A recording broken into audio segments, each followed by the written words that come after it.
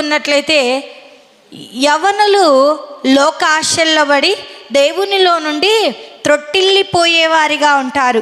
అందుకోసమే ఈ లేఖనములలో మనము చాలా జాగ్రత్తగా గమనించినట్లయితే యవనస్తులు త్రొట్టిల్లే అవకాశం ఉంది గనక వారు ప్రభు దగ్గర కనిపెట్టి ప్రభు ఇచ్చే శక్తిని పొందుకునేవారిగా ఉండాలి.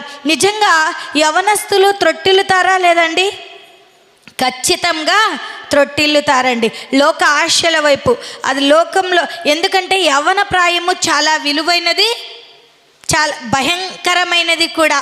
నిజంగా ఎంత విలువైనదో అంత భయంకరమైనది. అయితే ఈ లోకంలో ఉన్న ప్రతిదీ కూడా కావాలి అని కోరుకుంటుందంట యవ్వన ప్రాయము ఖచ్చితంగా త్రొట్టిల్లుతారు గనక వారు ప్రభు దగ్గర కనిపెట్టుకొని ప్రభు ఇచ్చే బలాన్ని పొందుకునే వారిగా ఉండాలి.